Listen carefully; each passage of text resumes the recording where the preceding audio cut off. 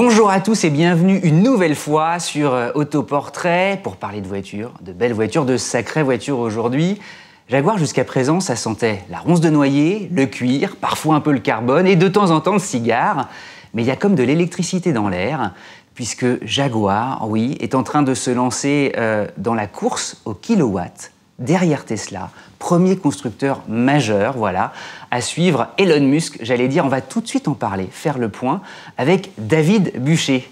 Bonjour David. Bonjour Cédric. Bienvenue sur le plateau. Alors, vous êtes directeur marketing de Jaguar France et on est heureux de vous inviter parce que, justement, Jaguar rentre dans l'histoire par la grande porte, jette un pavé dans la mare et se lance dans l'électricité avec l'e-Pace. Qu'est-ce que c'est que l'e-Pace ? L'e-Pace pour Jaguar, c'est la révolution en marche. C'est notre première itération de notre stratégie d'électrification de nos gammes. C'est une stratégie qui est en place chez tous les constructeurs et on est très heureux de tirer les premiers. C'est souvent ce qu'on dit des Anglais. Et aujourd'hui, avec cette voiture, c'est une voiture qui marie tout ce que l'on sait faire de mieux chez Jaguar avec cette technologie électrique. Je pense qu'on va rentrer dans le détail. On va rentrer dans le détail. Donc elle est full électrique. Voilà, totalement inattendu, parce que là, vous avez coupé l'herbe sous le pied de quasiment tous les concurrents premium. Audi, BMW, Mercedes, Porsche, qui annonçaient depuis quelques années, à grand renfort de concept, aussi leur entrée tonitruante, en fait, sur le marché du tout électrique. On ne pensait pas du tout à Jaguar. Et puis, boum, vous arrivez avec des performances qui sont pas de menu performance. Hein. C'est presque 500 km d'autonomie. On est déjà dans le nouveau cycle d'homologation WLTP qui est plus contraignant. On est sur 480 km d'autonomie. On parle de 400 chevaux, donc on a les gènes d'une Jaguar, la performance. Une accélération, c'est aussi l'intérêt de ces voitures électriques. 0 à 100 en 4 secondes 8, on parle de performance d'une GT. Et en termes de silhouette, c'est une voiture qui est à mi-chemin entre un crossover et un SUV, qui a des caractéristiques de franchissement. On a des gènes un petit peu de Land Rover aussi dedans. Donc cette voiture, elle est capable de monter ou de grimper aux arbres, de passer dans des gués, malgré le fait qu'elle soit électrique. Et sur un circuit, on l'a testé sur le circuit de Portimao au Portugal, elle est capable d'avoir des performances supérieures à une F-Type non sportive dans sa version 300 chevaux, alors qu'on est sur une voiture qui est confortable, 5 portes, 5 places, et qui peut accueillir tout ce que l'on a besoin d'avoir au quotidien. Oui, c'est chouette parce que quand on vous écoute, on se dit mais c'est la voiture idéale, c'est le meilleur de tous les mondes réunis en un seul modèle. On la voit là défiler. Pour se résumer, quasiment des performances en fait de Porsche 911, 4 secondes au 0 à 100 pour marquer les esprits, c'est sidérant. Le tout dans un confort et un silence assez prodigieux, avec toutefois une carrosserie de SUV, donc plutôt confortable, avec un très grand coffre, je crois que c'est plus de 600 litres, quelque chose comme ça, et un gabarit en fait plutôt assez restreint qui pourrait plaire au plus grand nombre. On est sur un gabarit de voiture, effectivement, qui est tout à fait dans le cœur de la demande du marché européen. 4,68 m, c'est l'équivalent de véhicules de SUV concurrents que l'on peut voir aujourd'hui sur le marché, qui sont vraiment dans le cœur de la demande. Et quelque part, c'est l'alliance de la demande. Aujourd'hui, elle est clairement sur les SUV, elle est sur moins de consommation et moins d'émissions de CO2. La technologie électrique permet d'y répondre. Mais pour autant, on a une utilisation de la voiture au quotidien qui a été pensée pour la praticité, pour la connectivité de la voiture. Et les Anglais ont une expression qui est assez sympa, c'est imaginer d'avoir un seul coup pour essayer de transformer l'essai. C'est le silver bullet, comme on dit. Et bien cette voiture, c'est un petit peu le silver bullet de Jaguar sur ce marché. Et on s'est mis vraiment en mode start-up pour pouvoir la lancer. Quel prix ? Elle démarre à 78 000 € et on a la chance sur le marché français d'avoir une volonté des pouvoirs publics d'installer l'électricité et les voitures électriques. Et on bénéficie de 6 000 € de bonus à l'achat. C'est une voiture également qui est très intéressante pour les entreprises parce que le système de taxation français fait qu'il est basé sur les émissions de CO2. Elle n'en a pas. Et donc pour une entreprise, en termes d'amortissement sur le prix de la batterie qu'on peut amortir tout de suite, oui, on pourrait parler aussi la consommation électrique, la TVA, on peut la récupérer, pas de TVS. Donc vraiment une voiture qui va être dans le cœur de la demande des particuliers, mais également des entreprises. Pour ceux qui sont déjà au cœur du réacteur et qui s'intéressent depuis longtemps en fait, aux batteries, notamment à leur autonomie, 480 km, c'est tout à coup le seuil qui rend presque acceptable l'achat d'une voiture électrique pour ceux qui en doutaient. Donc autonomie plutôt pas mal, recharge et temps de recharge aussi. Les temps de recharge, alors on parle souvent sur une batterie, une voiture électrique, de temps de recharge de 80% parce qu'on n'est jamais à zéro et que les derniers moments de charge, comme sur son téléphone, sont un petit peu plus longs. Mais sur un chargeur de 50 kW, c'est les chargeurs rapides que l'on trouve en ce moment, on peut avoir un temps de charge d'1h30 pour 80% de la charge de la batterie. Et on a également l'installation en ce moment. On a vu à Tours cette semaine les premières stations Ionity qui ont été installées sur lesquelles la Jaguar I-Pace peut se recharger. On est sur du 100 kW et là on va être sur du 45 minutes pour pouvoir recharger 80% de l'énergie de la voiture. Il y a une chose qu'on n'a pas dite, qui peut paraître presque incongrue.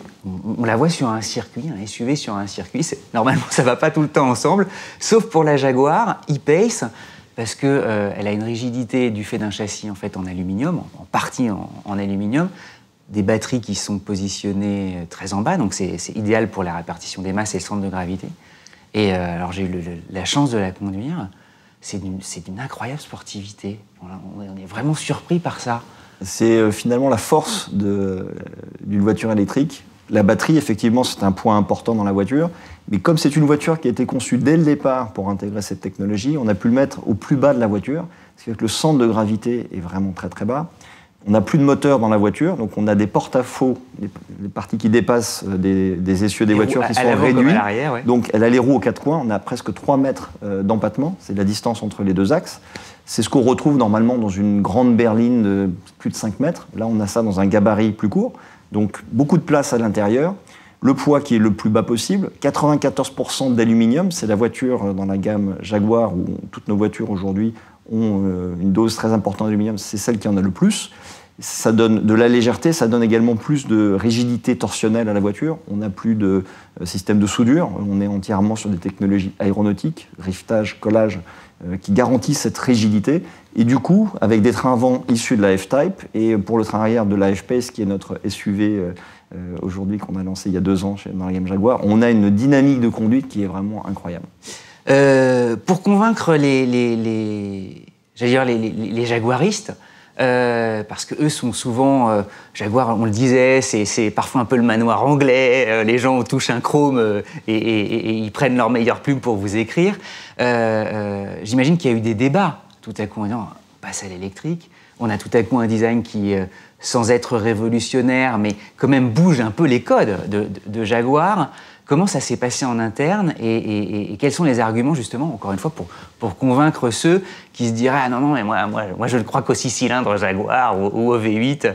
Comment ça se passe, tout ça? Pour faire une analogie avec une marque à la pomme qui, il y a une vingtaine d'années, a cherché à se réinventer, ils sont partis dans une image qui était « Think Different » et c'est exactement ce que l'on applique aujourd'hui chez Jaguar. Comment penser différemment pour toujours plaire à cette clientèle qui est traditionnelle et à qui, bien sûr, on veut proposer des nouvelles solutions.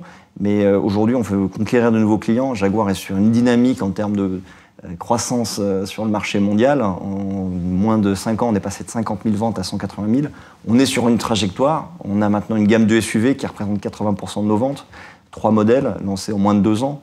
C'est du jamais vu dans l'industrie. Donc ça dit tout. Ouais. On va attirer des nouveaux clients. 80% de conquête, c'est vraiment... Il fallait une voiture qui synthétise ce qui se fait de mieux aujourd'hui en termes de technologie, en termes de proposition, tout en restant fidèle à nos valeurs, design, sportivité, élégance, mais raffinement des nouvelles technologies, hyper-connectivité. Les chiffres dont on vient de parler, ce sont des chiffres pour le monde? Pour le monde. Pour le monde. Et en France, on observe la même chose alors? On est sur la même dynamique, avec une gamme de berlines. Aujourd'hui, le marché des berlines, c'est vraiment restreint sur le marché français. On avait moins de 1000 voitures sur le marché français il y a 4 ans. On a dépassé le cap des 4000 voitures. Et on est sur cette dynamique aussi, avec là aussi les SUV qui représentent la majeure partie de nos ventes. Et puis j'imagine aussi une entrée dans le monde des voitures business, des business cars, puisqu'aujourd'hui, les sociétés en fait deviennent propriétaires le plus souvent de leurs voitures, en tout cas les louent, et ce sont elles qui poussent le marché vers le haut. Vous êtes sur les ventes à société, c'est comme ça qu'on dit dans le jargon. Vous êtes bien représenté, en tout cas vous bousculez, j'imagine, le triumvirat allemand. Exactement, on bouscule les codes. Il y a toujours eu cette ambiguïté de la Jaguar qui était statutaire et qui ne permettait pas forcément au cadre une vraie barrière, accéder à la voiture d'entreprise, parce que le patron, il roulait peut-être dans une voiture allemande, il ne voulait pas que ses collaborateurs aient une voiture du statut de la marque Jaguar. Ouais, c'était presque trop chic et trop cher. Exactement, alors que notre positionnement prix est complètement calqué pour être compétitif par rapport aux équivalents allemands. Avec l'arrivée des SUV, on a complètement cassé les codes. Sur la F-Pace, on est à 60% de ventes aux entreprises. Et notre ambition pour la I-Pace, c'est d'arriver à 70% avec un tel niveau d'avantage. Par rapport à une voiture équivalente thermique sur 3 ans, le coût de détention, juste en termes de taxes, on parle de 35 000 € d'avantage. Et je ne vous parle pas de l'amortissement de la batterie, et je ne vous parle pas de la récupération de la TVA sur la consommation électrique. Donc, vraiment, c'est la voiture qui correspond exactement. Et on a des grandes entreprises comme SAP aujourd'hui qui passe toute sa flotte en électrique, qui vient de nous commander 20 voitures. C'est un logiciel comptable notamment. Notamment, et qui est empreint de nouvelles technologies. Et voilà, c'est l'image green qu'ils veulent se donner. Et ils sont convaincus. On a présenté la voiture à Sophie Antipolis au mois de juin. Les collaborateurs ont pu essayer. Et ça y est, c'est Ils en ont pris 1000 d'un coup. Non. Ils en ont pris déjà une vingtaine pour démarrer. Et il y a beaucoup d'autres choses à faire derrière. Donc il y a un vrai engouement pour ça. Et justement, David, vous imaginez en vendre combien en France en 2019 ? C'est toujours quelque chose qui est difficile. C'est la boule de cristal compliquée. Ouais. Exactement, parce qu'aujourd'hui, on parle de 1% de marché qui est électrique. Si on regarde juste derrière nous, Tesla, on peut se comparer en termes de positionnement tarifaire. On est sur un marché qui était de 1400 Tesla l'an dernier.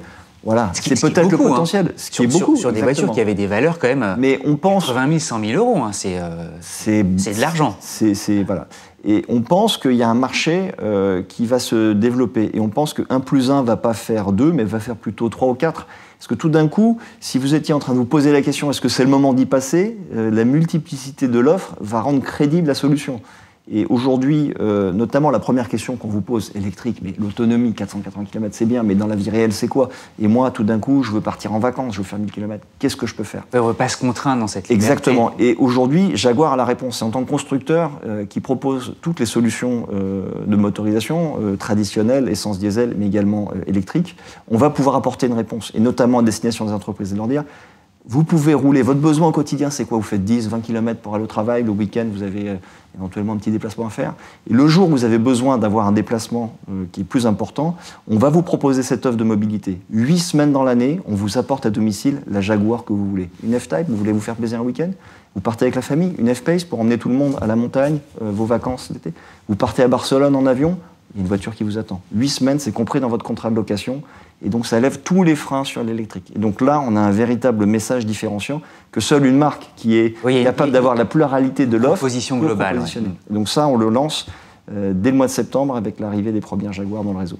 Pour la voir visuellement, même la toucher, ouvrir ses portières, Mondial de l'automobile en septembre, septembre-octobre. Alors, elle sera déjà disponible dans le réseau à la rentrée. Et bien sûr, Mondial de l'automobile, on sera présent avec Jaguar et Land Rover. Le thème, c'est électrification. On aura les hybrides rechargeables chez Land Rover, 100% électriques. Centre d'essai au Mondial devant le hall 5.2 où nous serons présents. Où on pourra essayer la I-Pace. On pourra essayer les ranges hybrides rechargeables et les gammes traditionnelles essence et diesel de Jaguar Land Rover. Donc vraiment là, une opportunité formidable de la découvrir, de pouvoir parler avec nous, de pouvoir l'essayer.